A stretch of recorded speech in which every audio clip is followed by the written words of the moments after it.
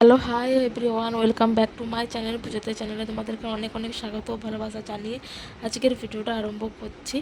তো আমার শরীর ভীষণই অসুস্থ, হয়তো কথাগুলো একটু প্রবলেম হতে পারে, তো তোমরা একটু ম্যানেজ করে নিও। তো ভিডিওগুলো করা আছে অনেক দিন ধরে, আজ মনে হয় 1 মাসের ভিডিও, তো ভয়েস দিচ্ছি। আজকে ভিডিও কবে পোস্ট করতে পারবো জানি না, কারণ শরীরের অবস্থা ভীষণই খারাপ। তো চলো সেই সকল কথা বাদ দাও। আজকে বানাবো আমি পাউরুটি দিয়ে কালো মানে গোলাপ জাম বা কালো জাম মিষ্টি, তাও আবার খুব সহজে দোকানের মতো নরম তুলতুলে।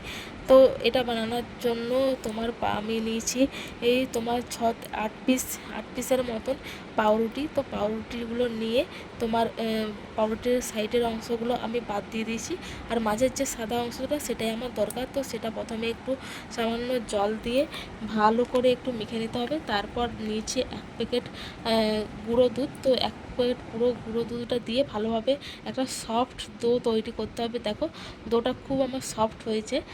তো চলো, তোমার এটা এবার কিছুক্ষণের জন্য আমি ঢাকা দিয়ে রাখবো।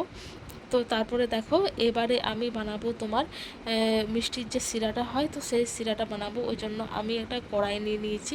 কড়াইতে নিয়ে নিয়েছি আমি সামান্য অল্প পরিমাণে চিনি, কারণ দেখবে কালো জাম বা গোলাপ জামের মানে যে শিরাটা সেটা একটু লাল লাল টাইপের হয়।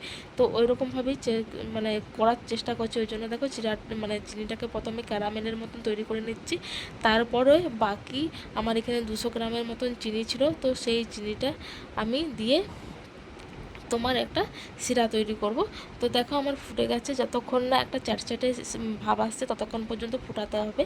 তো যাই হোক, আমার কিন্তু সেরকম হয়ে গেছে, ওই জন্য আমি নামিয়ে নিয়েছি। তারপরে দেখো তেল দিয়ে দিয়েছি কড়াইতে, সাদা তেল দিয়ে দিয়েছি। এবার একে একে পাউরুটির থেকে গোল গোল করে নিয়েছিলাম, কালো জামের আকারে শেপ দিয়েছিলাম, তো সেগুলো এবার এই তেলের মধ্যে ছেড়ে দেব এবং ভালোভাবে কড়া করে ভাজবো, কিন্তু লো ফ্লেমে, একবারে হাই ফ্লেমে ভাজা চলবে না, নাহলে উপরটা কালো হয়ে যাবে, ভিতরেটা কিন্তু কাঁচাই থেকে যাবে। তো দেখো আমি লো ফ্লেমে প্রায় 15 মিনিট 10 মিনিট ধরে আমি ভেজেছিলাম, তারপরে কি এত সুন্দর লাল হয়েছে। তারপরে দেখো ফুটন্ত আরেকবার আমি শিরাটাকে ফুটাচ্ছি। ফুটন্ত এই শিরাতে তোমার ওই তৈরি ভেজে রাখা মিষ্টিগুলো দিয়ে দিতে হবে এবং কিছুক্ষণ 5 মিনিটের মতন জাল দিয়ে তোমার নিমিয়ে দিলে হবে। তারপরে দেখো কত সফট একটা মিষ্টি তৈরি হয়েছে। তো তোমরা চাইলে এভাবে সহজেই কিন্তু বাড়িতে তৈরি করে দিতে পারো গোলাপজাম বা কালো জাম মিষ্টি। তো চলো, ভিডিওটা ভালো লাগলে অবশ্যই লাইক, কমেন্ট, শেয়ার ও সাবস্ক্রাইব করে পাশে থেকো।